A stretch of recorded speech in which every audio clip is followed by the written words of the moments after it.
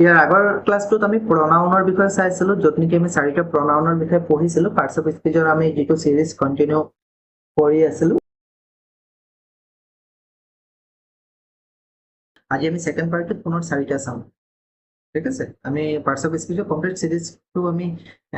শেষ কৰিবলৈ চেষ্টা কৰিম বাৰু এডিআৰই যিটো গ্ৰেড 4 এক্সাম আছে তাৰ আগত গতিকে তোমালোকে যদি ভিডিঅ' কেইটা আগৰ কেইটা চোৱা নাই তেতিয়াহ'লে প্লেলিষ্টত গৈ পিনে চাই ল'বা ডেছক্ৰিপশ্যনত লিংক দিয়া আছে তাত গৈ চাই ল'বা ঠিক আছে আজি আমি সেকেন্ড পাৰ্টটো আলোচনা কৰো প্ৰনাউনৰ তাৰ আগতে আমি এবাৰ পুনৰ ৰিকল কৰি লওঁ প্ৰিভিয়াছ ক্লাছত আমি কি কি শিকিছিলো প্ৰনাউন আমি শিকিছিলো যে প্ৰনাউন আচলতে হয় কি নাউনৰ সলনি ব্যৱহাৰ হোৱা শব্দবিলাককে প্ৰনাউন বুলি কোৱা হয় ৰাইট তাত আমি কি কি প্ৰনাউন পাইছিলো পাৰ্চনেল প্ৰনাউন পাইছিলো ডেমনষ্ট্ৰেটিভ প্ৰনাউন পাইছিলো ৰিফ্লেক্সিভ প্ৰনাউন আৰু ইণ্টাৰগেটিভ প্ৰনাউন ৰিফ্লেক্সিভ প্ৰনাউন পঢ়োতে লগতে আৰু এটা পাইছিলো এমফেটিক প্ৰনাউন বা ইণ্টেনচিভ প্ৰনাউন পাইছিলো কি পাইছিলো এমফেটিক বা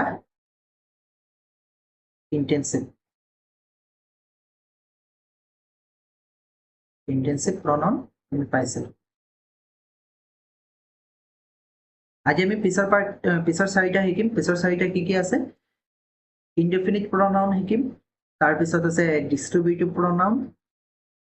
ইয়াৰ পিছত আছে এইকেইটা অলৰেডি চালো ডিষ্ট্ৰিবিউটিভ প্ৰনাউন তাৰপিছত শিকিম ৰিলেটিভ প্ৰনাউন আৰু ৰেচিপ্ৰকেল প্ৰনাউন এইকেইটা শ্লাইড কেইটা এনিমেশ্যন অলপ উল্টাকে দিয়া আছে যি কি নহওক আমি ইয়ালৈকে চাইছিলো আজি আমি শিকিম কি ইনডেফিনিট ডিষ্ট্ৰিবিউটিভ ৰিলেটিভ আৰু ৰেচিপ্ৰকেল যাক নেকি ইনডেফিনিট হলে অনিশ্চয়তাবাচক ডিষ্ট্ৰিবিউটিভ হলে বিভাজক ৰিলেটিভ হলে সম্বন্ধবাচক আৰু ৰেচিপ্ৰকেল হলে পাৰস্পৰিক সৰ্বনাম এই চাৰিটা আমি চাওঁ ইনডেফিনিট প্ৰনাউন আচলতে হয় কি ইনডেফিনিট মানে অনিশ্চয়তা যাক নেকি আমি শিওৰ ক'ব নোৱাৰো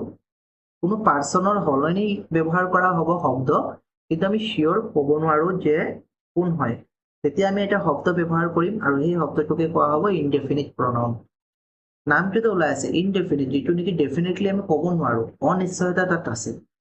ৰাইট ফৰ এক্সাম্পল মই যদি এতিয়া কওঁ লাইভ এক্সাম্পল হিচাপে তুমি এতিয়া ভিডিঅ'টো চাই আছা এই ক্লাছটো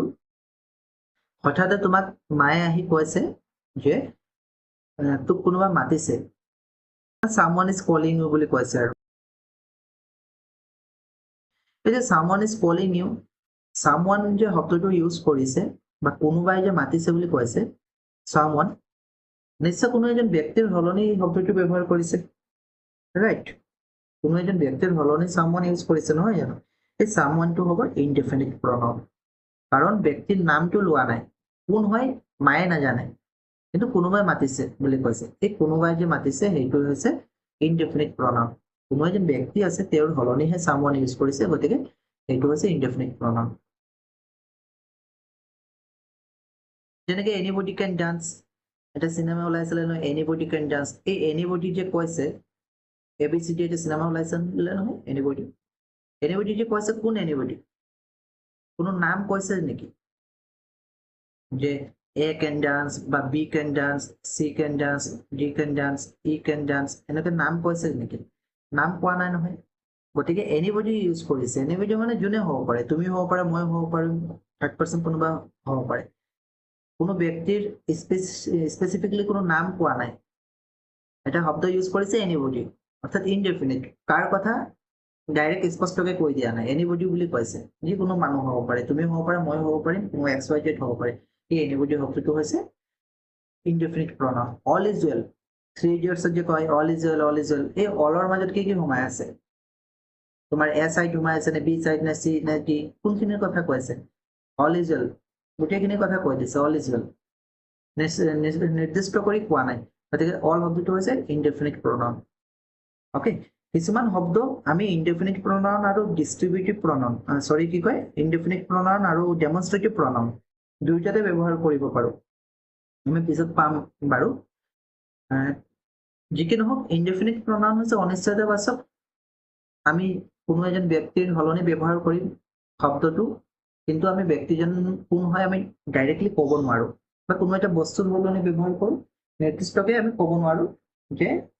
কোনটো বস্তু হয় ইনডেফিনিট প্ৰনাউন এইবিলাক হয় যেনে any anything someone somebody everybody everything everyone nobody none one several এইবিলাক হৈছে ইনডেফিনিট প্ৰনাউন ইয়াত আছে বিশেষকৈ এইকেইটা বেছি ইউজ হয় someone somebody মানুহৰ ক্ষেত্ৰত anyone anybody no one nobody everyone everybody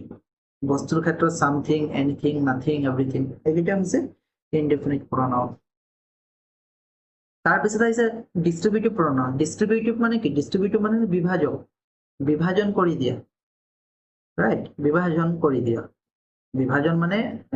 মানে এটা এটাকে ভাগ ভাগ কৰি বুজাই দিয়া তেনেকৈ আমি ধৰিব বুজিব ল'ব পাৰো distributive যি pronoun দুটা বা বহুতৰ মাজত এটাক বুজায় তাকে distributive pronoun বুলি কৈছে actually definition টো example হিচাপে আমি চাম example হিচাপে ইয়াত কি আছে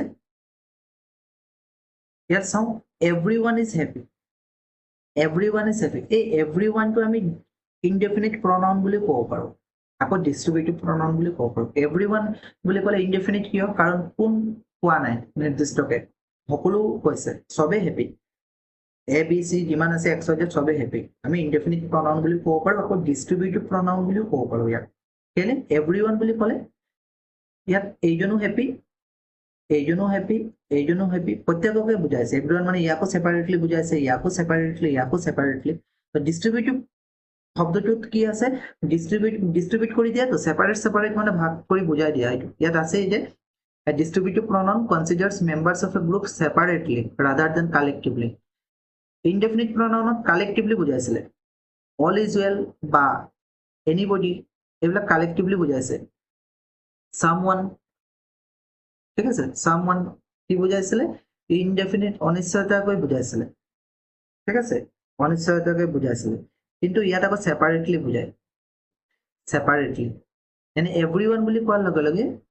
প্ৰত্যেককে বুজাইছে এজন হেপি এও হেপি বিও হেপি সিও হেপি ডিও হেপি তেতিয়া আমি এইটো বুজিম যে ডিস্ট্ৰিবিউটিভ প্ৰনাউন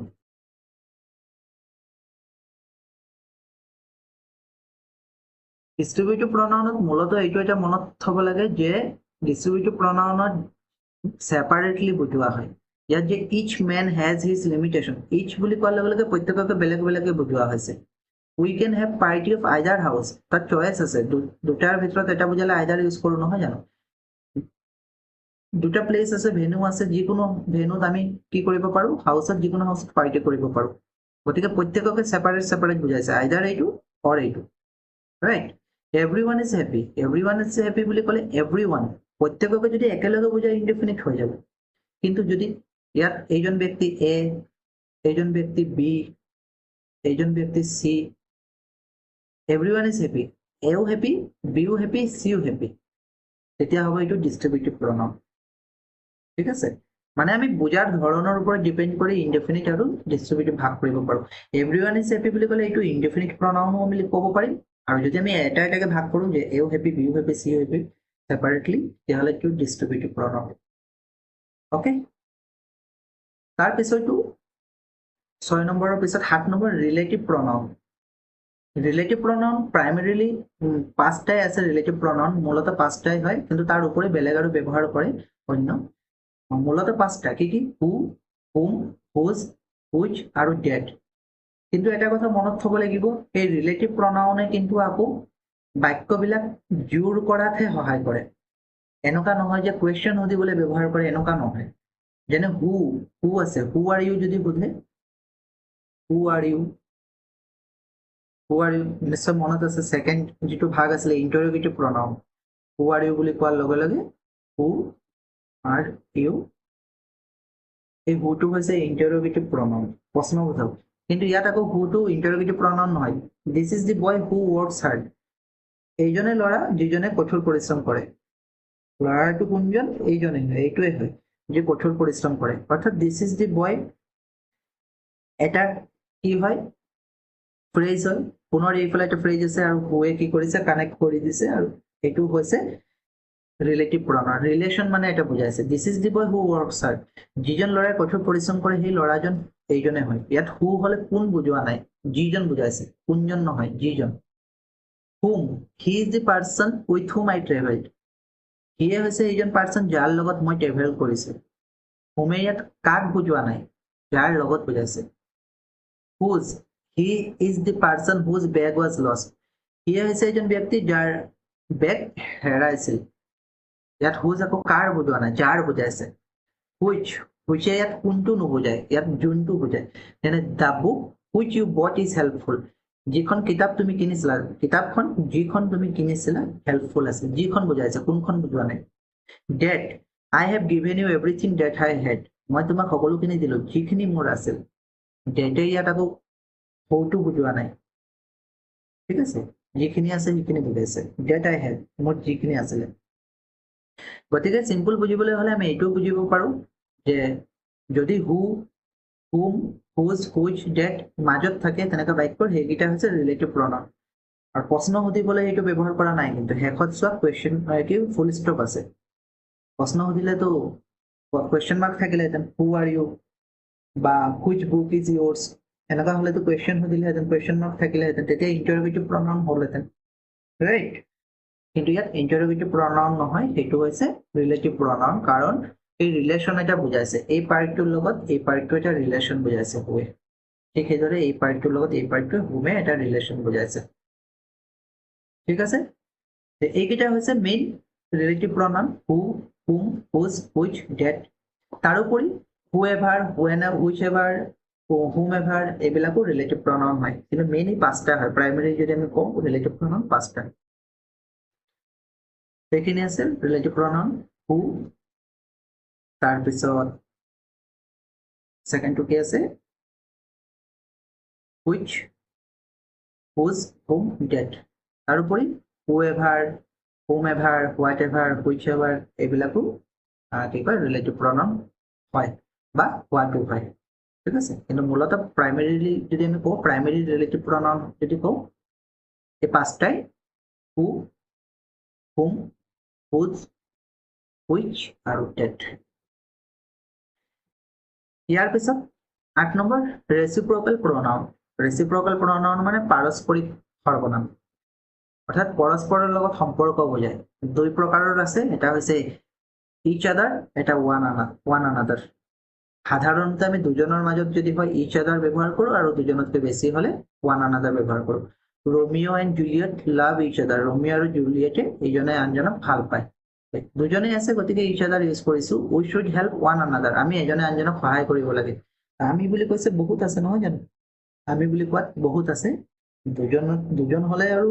ইচ আদাৰ ইউজ কৰিব পাৰোঁ কিন্তু বেছি যদি হয় ওৱান আনাদাৰ ইউজ কৰা হয় সাধাৰণতে ওৱান আনাদাৰ ইউজ কৰা হয় ইয়াৰ উপৰি এটা গুৰুত্বপূৰ্ণ পজিটিভ প্ৰনাউন যেনেকৈ আমি পজিটিভ নাউন পাইছিলোঁ এপষ্ট্ৰফি এছ ইউজ কৰোঁ পজিটিভ প্ৰনাউনো আছে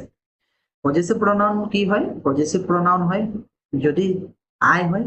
পজিটিভ প্ৰনাউনত মাইন হ'ব এডজেক্টিভটো আমি নাচাওঁ এডজেক্টিভ যেতিয়া পঢ়িম তেতিয়া চাম আই হ'লে মাইন ৰাইট উই হ'লে আৱাৰ্ছ হয় ইউ হ'লে ইয়ৰ্ছ হয় হি হ'লে হিজ হয় হাৰ হ'লে হাৰ্টছ হয় ইট হ'লে ইটছ হয় আৰু দে হ'লে দেয়াৰ্ছ হয় অৰ্থাৎ এইকেইটা হৈছে পজিটিভ প্ৰনাউন এইকেইটা মনত থবা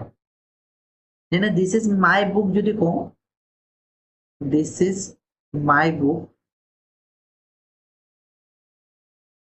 এইখন মোৰ কিতাপ ইয়াত মাইটো পজিটিভ এডজেক্টিভ হয় আচলতে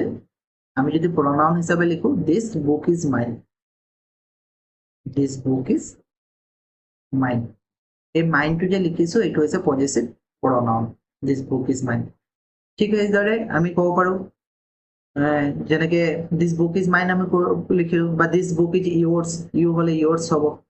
ঠিক আছে হি হ'লে হিজ ছোৱালী হ'লে হাৰ্টছ হ'ব ঠিক আছে দে হ'লে দেয়াৰ্ছ হ'ব এইকেইটা গতিকে এইকেইটা অলপ মনত থবা years one is not real তোমাৰ এইটো ৰিয়েল নহয় ইয়ৰ্ছ যে ইউজ কৰিছে সেইটো হৈছে পজিটিভ প্ৰনাউন আমি কেতিয়াবা যেতিয়া চিঠি লিখো ইয়ৰ্ছ ফেইথফুলি লিখো নহয় তেতিয়া সেইটো পজিটিভ প্ৰনাউন হিচাপে ইউজ হয় অ'কে এইখনত অলপ ডিটেইলছ আছে গোটেই চাৰ্টখনত যদি আমি চাওঁ তেতিয়াহ'লে ছাবজেক্ট প্ৰনাউন হিচাপে আই মানে পাৰ্চনেল প্ৰনাউন কি আছিলে আই উই ইউ হি শ্বি ইট দে এইবিলাক অবজেক্টিভ প্ৰনাউন হ'লে মি ইউ হিম তেনেকৈ হৈ যায় পজিটিভ এডজেক্টিভ এইটোতো পিছত শিকিম পজিটিভ প্ৰনাউন আই হ'লে মাইন হয় ইউ হ'লে ইয়ৰ্ছ হি হ'লে হিজ হয় শ্বি হ'লে হাৰ্টছ ইট হ'লে ইটছ উই হ'লে আৱাৰ্ছ তাৰপিছত ইউ হ'লে ইয়ৰ্ছ হয় আৰু দে হ'লে দেয়াৰ্ছ আৰু ৰিফ্লেক্সিভ প্ৰনাউন আই হ'লে মাই চেল্ফ ইউ হ'লে হিমছেল্ফ হি হ'লে কি ইউ হ'লে ইয়ৰ চেল্ফ হি হ'লে হিমছেল্ফ she হলে herself it হলে itself we হলে ourselves you হলে yourselves আৰু they হলে themselves তেনেকুৱা ঠিক আছে গতিকে আজি কিমানে আছিলে ক্লাছ 2 আমি প্ৰনাউনৰ কমপ্লিট 8 প্ৰকাৰ প্ৰনাউন চালো লগতে পজিটিভ প্ৰনাউন চালো তাৰোপৰি কিছুমান সাবজেক্টিভ প্ৰনাউন অবজেক্টিভ প্ৰনাউন এইখিনি এক্সট্ৰাকে ধৰা হয় সেইখিনি আমি চালো আশা কৰিছো তোমালোকে প্ৰনাউনৰ যি পাৰ্ট কেইটা সেইকেইটা বুজি পালা টাইপছ কেইটা যদি কিবা ডাউট আছে তোমালোকে গ্ৰুপত জনাই দিবা যিসকলে নেকি হোৱাটছএপ গ্ৰুপত আছে বা টেলিগ্ৰাম গ্ৰুপত আৰু যিসকলে ইউটিউবত ভিডিঅ'টো চাই আছে তোমালোকে কমেণ্ট বক্সত জনাই দিবা আৰু পিডিএফটোৰ কাৰণে যিটো টেলিগ্রাম চ্যানেল আছে RGT_Ethiopian RGT_Ethiopian তাত যাবা তাত পিডিএফটো পাই যাবা এইটো RGT_Ethiopian এই চ্যানেলটো ভিজিট কৰিবা ডেসক্ৰিপশনত লিংক দিয়া আছে তাত ভিজিট কৰি পিডিএফটো লৈ ল'বা